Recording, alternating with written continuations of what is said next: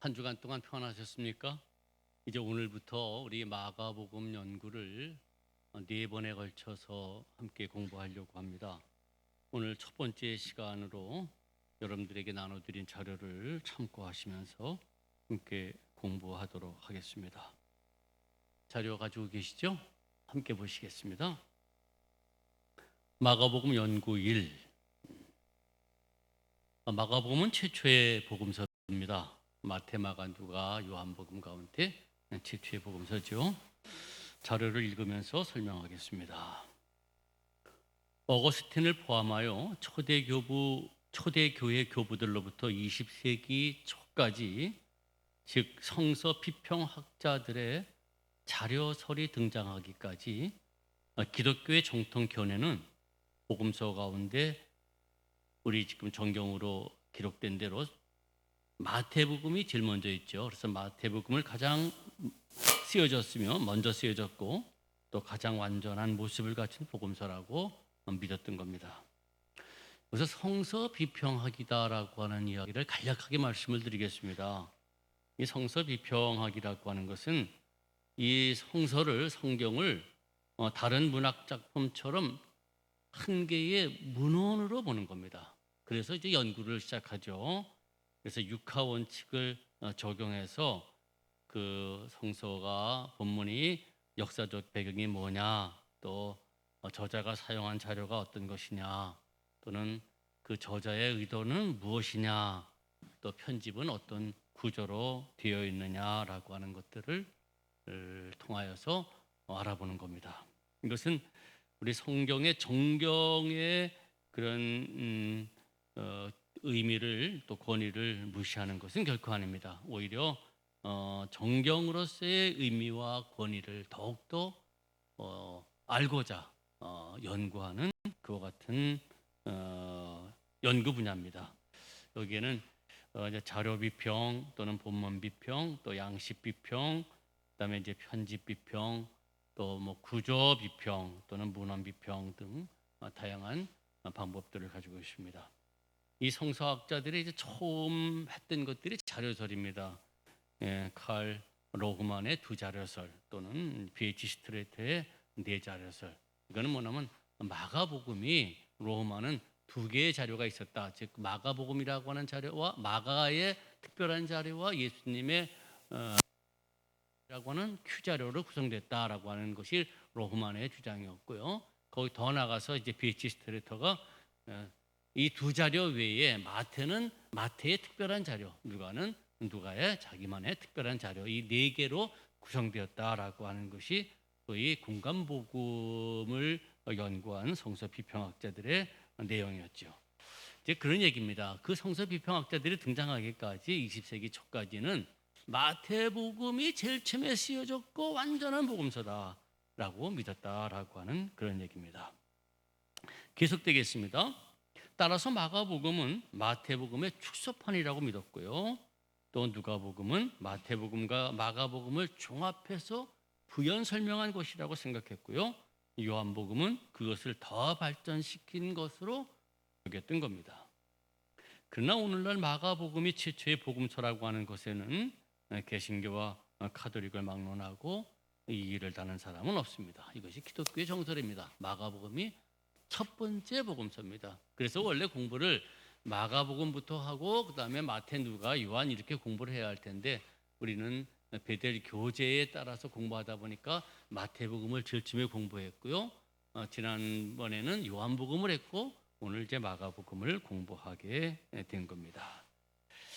이미 우리가 마태복음 공부할 때 말씀을 드렸습니다만 다시 한번 언급을 하게 되면요. 마가복음이 최초의 복음서라고 하는 근거죠. 마가복음 내용의 95%가 마태복음에 포함되어 있고요.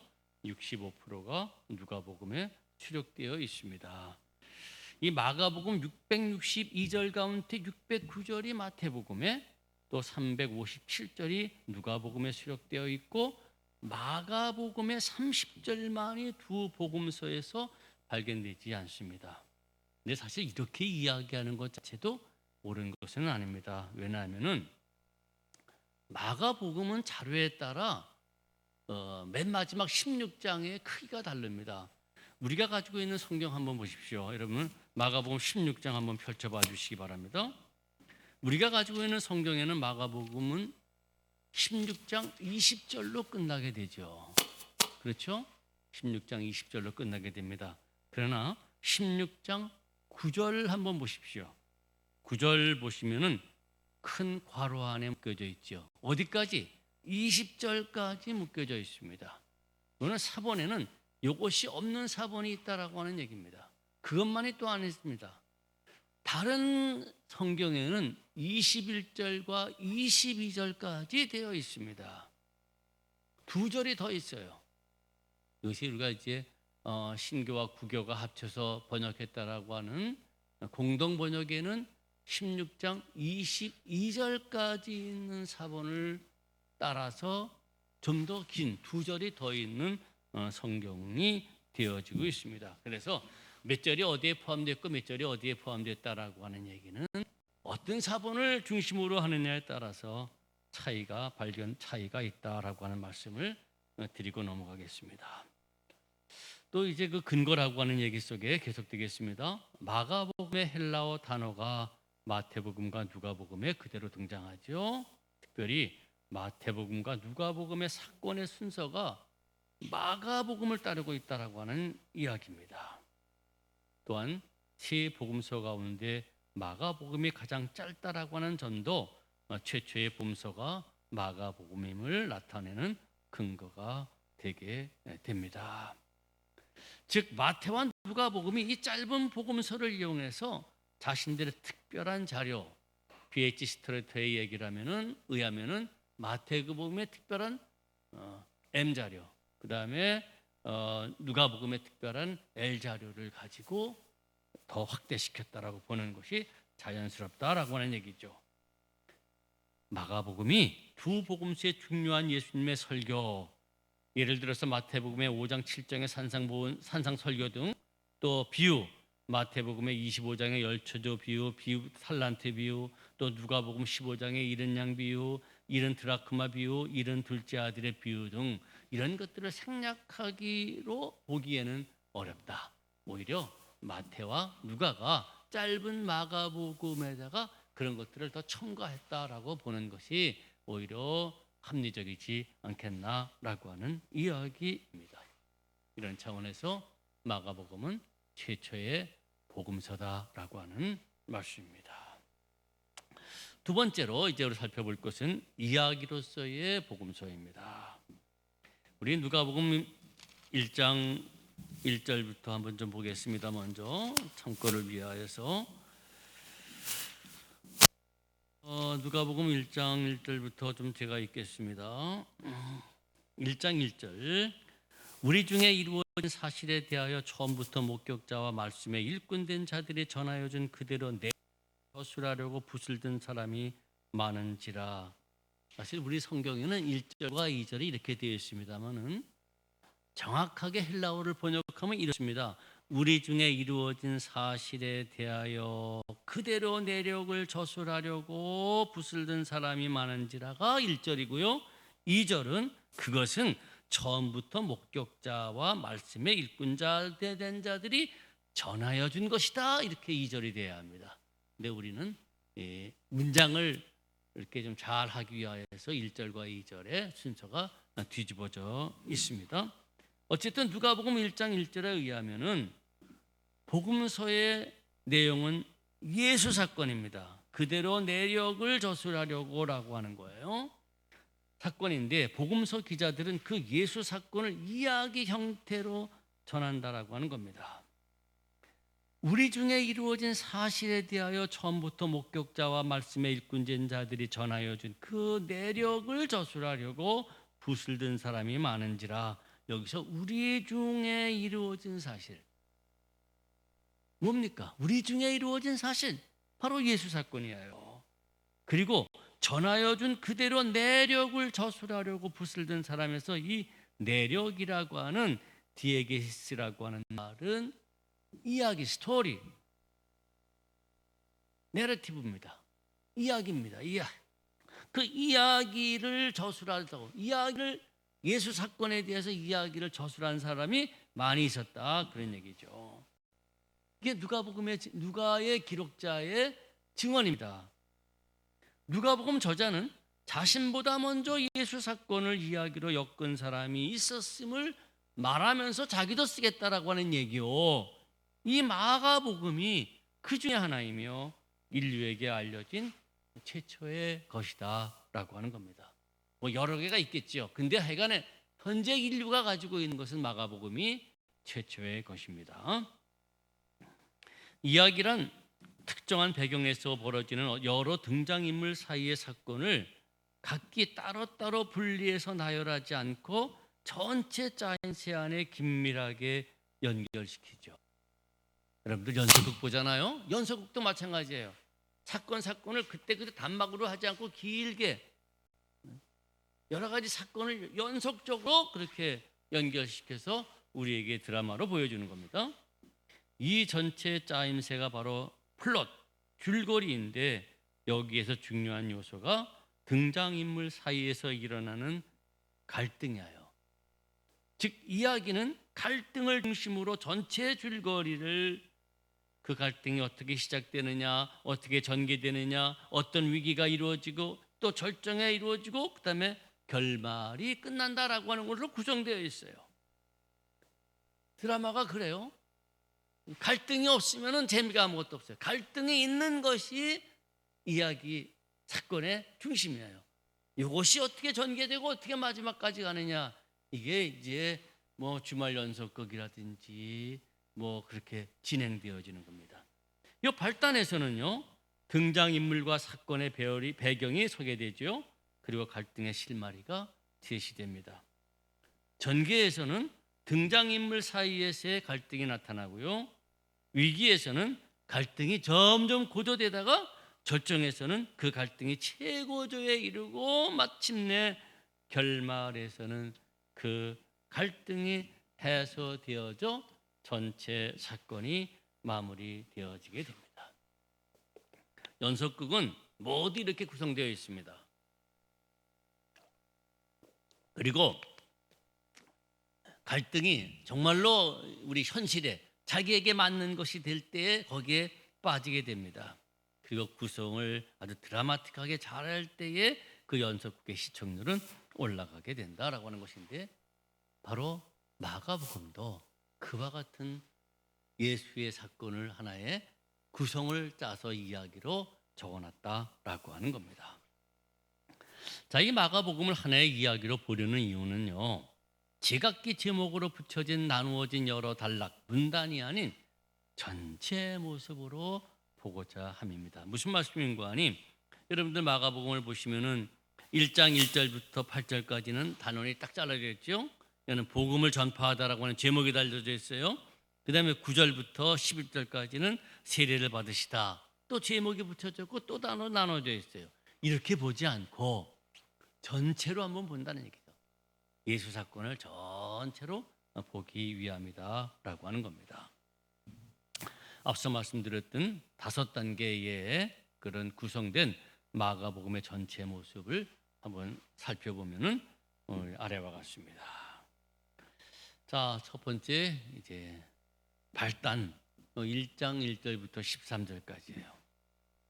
자, 예수 이야기의 주인공이 누구겠습니까? 바로 주인공은 예수가 소개되어지게 됩니다. 우리가 이제 베델교회 3가를 공부하겠습니다만은 사람이신 예수에 대해서 이야기의 주인공인 예수가 소개되어지는데, 이 마가복음의 특징 중 하나죠. 누가복음과 마태복음에서는 예수님이 소개될 때에 아주 신비스러운 모습으로 등장하죠. 처녀 탄생설이라고 하는, 천사가 그 사실을 알려주고 거기에는 동방박사가 나타나고 그다음에 들에서 양치는 목자들, 이런 사람들이 등장하게 되어집니다. 그러나 마가복음에는 그렇지가 않습니다. 마가복음에서는 다 성장한 예수가 세상에 등장되어집니다. 어쨌든 이야기의 주인공이 예수가 소개되고요, 그리고 예수께서 본격적인 활동을 준비하시게 됩니다. 우리가 나중에 또 공부하겠습니다. 이 굉장히 중요한 하나님의 나라에 대한 공부를 할 때 이 갈릴리라고 것이 등장되어지는데 활동 무대가 등장되어지는데요. 이 갈릴리에서 활동을 시작하게 됩니다. 요단강에서 세례 요한에게 세례를 받으시고 광야에서 사탄에게 시험을 받으시게 됩니다. 그다음에 이제 14절부터 1장 14절부터 8장 26절까지 드디어 앞서 말씀드렸던 갈릴리에서 그 공적 사역이 시작되어짐이 나타나죠. 읽겠습니다. 예수께서 갈릴리에서 하나님 나라의 복음을 전파하시고 제자들을 부르는 가운데 많은 이적을 하게 됩니다. 여기서 이제 반대자들과의 갈등이 시작되어지게 되죠. 처음에는 반대자들이 바리새파 사람들이에요. 여기에서 예수님의 사제 선언에 대한 문제 때문에 갈등이 일어나죠. 바로 예수님에게 네 사람이 중풍병자를 메고 왔을 때 그 중풍병자에게 네 제사함을 받았느냐라고 하는 선언을 합니다. 바로 이것 때문에 도대체 네가 누구길래 감히 사제 선언을 하느냐라고 하는 이 사제 선언으로 인하여서 갈등이 하게 되죠. 또 2장 13절부터 17절은 친교 식탁입니다. 다름이 아니라 세리 마태를 부르시고 그의 집에서 함께 식탁을 나눌 때에 세리와 죄인들이 모여서 함께 식탁을 했다라고 하는 얘기죠. 이것이 문제가 됩니다. 아니 어찌 저 사람이 죄인들과 함께 식사를 하느냐라고 하는 문제로 또 갈등이 이루어지죠. 그 다음에 2장 23절부터 3장 5절에서는 안식일 규정 문제로 또 갈등이 일어납니다. 안식일에 제자들이 길 가다가 미리삭을 잘라 먹었다는 얘기죠. 이거는 저희 안식일 규정이 기록된 미슈나 39가지의 규정에 어긋나는 겁니다. 거기에는 추수할 수가 없습니다. 근데 미리삭을 잘라 먹었다라고 하는 것이 안식일법에 저촉되기 때문에 이 문제로 갈등이 일어나게 됩니다. 더 나아가서 이제 헤롯 왕과 함께 예수를 죽이려고 하는 논의를 바리새파 사람들이 하게 되죠. 3장 6절입니다. 근데 갈등은 이와 같은 종교 지도자들에게서만이 아니라 제자들 사이에서도 나타나게 됩니다. 예수님의 부름에 응답하여 따르는 제자들, 예수님의 가르침과 행동을 이해하지 못했죠. 바람과 풍랑을 잔잔케 했을 때 저 사람이 누구기에 바람과 바다가 순종하는가라고 하는 얘기죠. 또 6장 52절에는 무리를 걸었을 때에 예수님께서 오병이어를 기적했음을 깨닫지 못하고 도대체 저 사람이 어떻게 저런 일을 행하는가라고 또 의심을 갖게 되죠.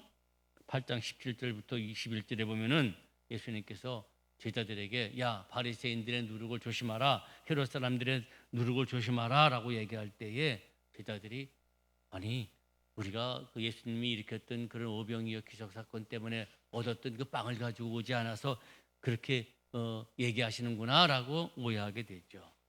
이와 같이 예수님의 제자임에도 불구하고 예수님의 활동과 하시는 말씀을 제대로 이해하지 못해서 그 둘 사이에 그 둘 관계 사이에 갈등이 야기되어지게 됩니다. 자, 세 번째 이제 위기입니다. 8장 27절부터 13장 37절까지죠. 이 위기는 예수님이 가이사랴 빌립보 지방에 가실 때에 나를 누구라고 하느냐 묻는 그 질문 속에 베드로의 고백이 담겨 있는 그런 내용부터 이제 갈등이 아주 이제 위기에 자꾸 점점 증가하게 됩니다. 읽겠습니다. 예수와 반대자들 또한 제자들의 갈등은 베드로의 그리스도 고백 후에 점점 더 심화가 되죠. 갈릴리 가버나움을 중심으로 활동하시던 예수는 예루살렘으로 올라가시는 그 과정에서 이 호도스의 길에서 제자들과의 갈등이 더 깊어집니다. 바로 이 위기라고 하는 그런 구성 속에 예수님은 3번에 걸친 순환 예고를 하시죠. 그런데 제자들은 그 순환의 말씀을 이해하지 못해요. 그래서 8장 27절부터 9장 1절에 보면은 예수님께서 이제 예루살렘에 올라가서 제사장들과 장로들에게 내가 버림을 받고 죽게 되고 사흘 만에 살아날 것이다라고 얘기할 때에 베드로가 말도 안 된다고 에피티마오라고 하는 단어가 사용되어져요. 붙들고 가나였다, 꾸짖었다라고 하는 얘기예요. 베드로가 예수님을 꾸짖어요. 당신은 당신이 죽는다니 말도 되지 않는다라고 하는 이야기죠. 또 두 번째 순환 예고가 있어요.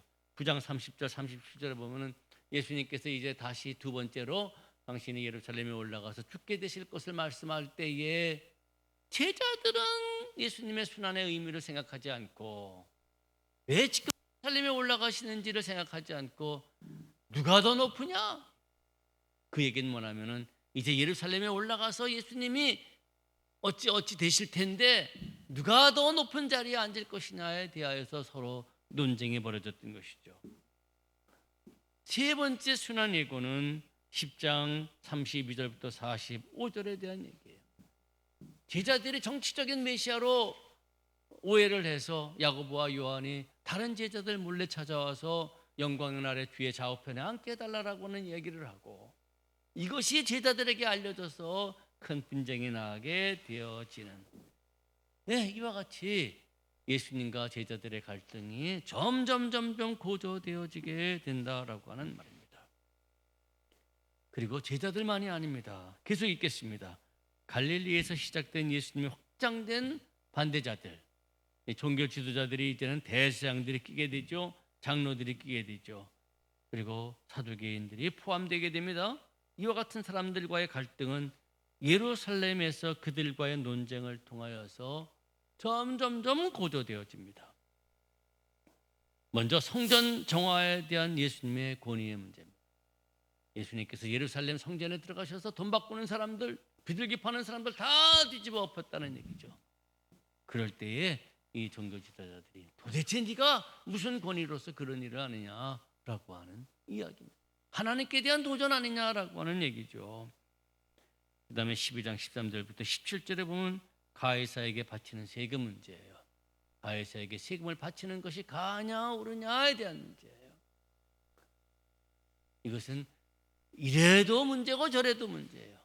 그럴 때 예수님께서 동전 하나를 갖고 와라. 그리고는 공을 그쪽으로 넘기게 됩니다. 네 화상이냐라고 하는 이야기예요. 이 얘기는 니네들이 가이사를 임금으로 삼는다면은 그리고 하나님을 주인으로 믿는다면은 니네들이 결정해라라고 이렇게 공을 넘기게 되어지는 것이죠. 또 하나 사두개파 사람들과의 부활 문제로 갈등이 나죠. 사두개파 사람들은 부활을 믿지 않았습니다. 그들은 지금 이 세상이 좋은 세상이에요. 부활을 믿는 것은 이 세상에서 불만이 있고 이 세상이 변화되어지기를 바라고 여기가 고난이고 그런 사람들이 부활을 믿게 되는데 사두개파 사람들은 아니에요. 그래서 이 사람들이 일곱 형제에 대한 이야기를 하면서 부활에 대한 문제를 제시합니다. 그러나 예수님은 바로 부활은 그런 것이 아니다. 천국은 그런 것이 아니다라고 하는 이야기를 하게 되는 거죠. 이 종교 지도자들과의 갈등이 심화되어지게 됩니다. 그것이 13장 37절까지 위기에 대한 내용입니다. 그다음에 이제 절정입니다. 절정은 뭐냐면은 결국은 예수님이 그런 갈등 때문에 죽게 되어지는 것이죠. 그 절정입니다. 읽겠습니다. 14장 1절부터 15장 47절까지의 내용입니다. 예수와 종교 지도자들 간의 갈등은 흉계로 예수를 죽일 방도를 찾게 되죠. 14장 1절 보시면은 6월절 즉 양 잡는 날이 되었을 때에 이 사람네들이 예수를 잡아 죽일 생각을 해요. 그러나 이 명절에 예수를 죽일 때 밀란이 이루어질까 봐, 즉 굉장히 예수님의 추종자들이 많이 있었다는 얘기죠. 근데 이 축일에 이런 문제가 발생되면은 밀란이 이루어질까 봐 좀 피하자. 그럼에도 불구하고 진행되어지는 것이 바로 이 종교 지도자들의 예수님의 그런 살해 의도입니다. 자, 이게 죽일 방도를 찾게 되고요.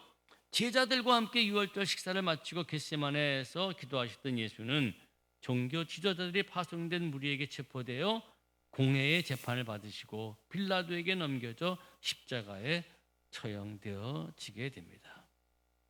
이때 거짓 증언자들이 등장하죠. 그래서 거짓 증언자들이 저 예수가 성전을 헐락을 했다. 그리고 손으로 짓지 않은 성전을 내가 3일 만에 짓겠다. 뭐 그런 거짓 증언을 하지만은 서로 그 증언이 서로 합일이 되지 않아요. 왜? 거짓 증언이기 때문이다라고 하는 이야기입니다. 어쨌든 이와 같이 빌라도에게 넘겨져서 처형이 됩니다. 이러는 가운데 제자들은 예수님을 버리고 도망해 버립니다. 그리고 베드로도 3번씩이나 부인하고요. 그리고 제자들은 예수님의 처형의 장소 그 골고다에 함께 있지 않습니다. 한편 예수님의 예루살렘 입성을 환호했던 무리들, 얼마나 환호합니까? 호산나 찬송하리로다. 다윗의 후손으로 오시느니. 왜? 이 사람들은 전부 다 예수님을 정치적인 메시아로 생각했기 때문에 엄청난 환영을 하게 되죠. 그러나 이 사람들은 예수의 십자가 처형을 강력하게 요구하게 되죠. 또 이 밀란을 일으켰던 주종다, 이 바라바, 이 사람들은 분명히 밀란을 일으켰다라고 하는 얘기는 아마 애국자일 겁니다. 열심당원 중에 하나일 겁니다. 이 사람들을 살리고 예수를 죽이라고. 명절에 그런 날이 그런 관습이 있었거든요. 사면이죠. 사면하고 대신에 십자가에 예수를 못 박으라고 그렇게 요청을 하게 되므로 예수는 끝내 죽음으로 내몰게 되어지고 예수의 이야기의 갈등은 절정에 이르게 됩니다. 자, 이렇게 절정으로 확 왔어요.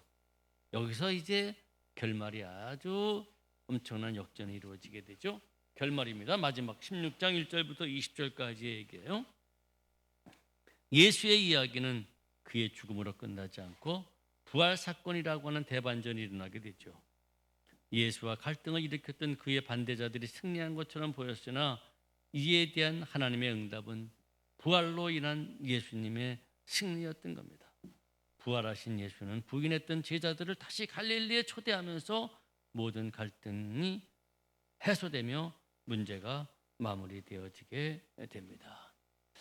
중요한 부분은 우리 마가복음 우리 16장 한번 보십시오.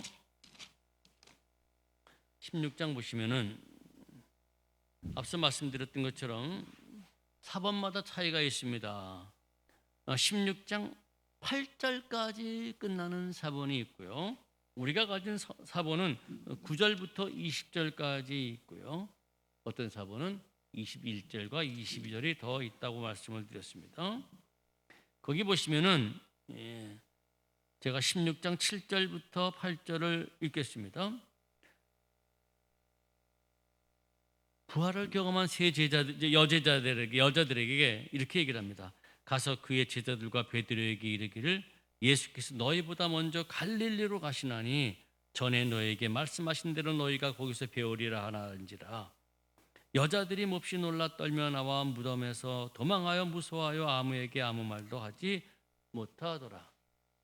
자, 여기까지 끝나는 마가복음이 있습니다.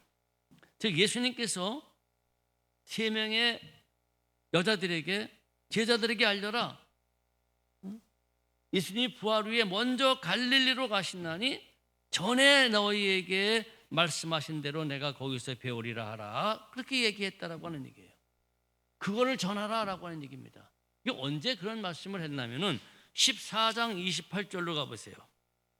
14장 28절에 보시면은 27절부터 읽겠습니다. 예수께서 제자들에게 이르시되 너희가 다 나를 버리리라. 이는 기록된 바 내가 목자를 치리니 양들이 흩어지리라 하였음이니라. 그러나 내가 살아난 후에 너희보다 먼저 갈릴리로 가리라. 그랬어요. 갈릴리로 가리라.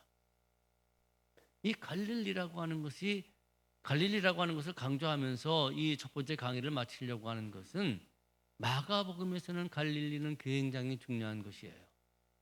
어쨌든 우리가 16장의 8절로 끝난다고 한다면은 8절에 여자들이 몹시 놀라 떨며 나와 무덤에서 도망하여 무서워하여 아무에게도 아무 말도 하지 못하더라.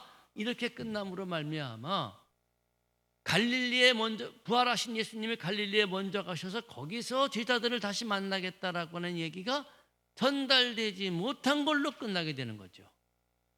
그렇다고 한다면 제자들은 부활하신 주님을 만나지 못하게 되는 겁니다. 이런 문제가 있기 때문에 9절부터 20절까지의 내용이 덧붙여진 또 하나의 사본이 되어지게 됩니다. 여기에 바로 비로소 제자들을 부활하신 예수님이 제자들을 만나는 내용이 담겨져 있습니다. 그런데 다른 사본에는 공동번역에는 우리 가지고 있는 공동번역에는 21절과 22절이 이런 말씀이 있습니다. 제가 읽겠습니다. 그 여자들은 베드로와 그의 동료들에게 가서 그들이 들은 모든 것을 간추려 알려주었다. 그 뒤에 예수께서는 친히 제자들을 해가 뜨는 곳에서 해지는 곳까지 보내어 영원한 구원을 선포하는 거룩한 불멸의 말씀을 전하게 하셨다. 아멘. 그러므로 사실 요 21절과 22절은 16장 8절 다음에 붙어야 될 내용이에요.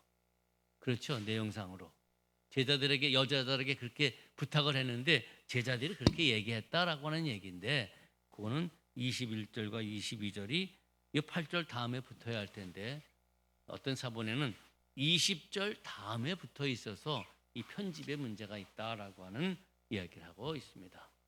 어쨌든 우리는 오늘 마가복음이 첫 번째 복음서라고 하는 사실과 그다음에 마가복음의 전체의 줄거리를 하나의 예수의 사건을 하나의 전체의 그런 드라마와 같은 그런 이야기로 한번 살펴봤습니다.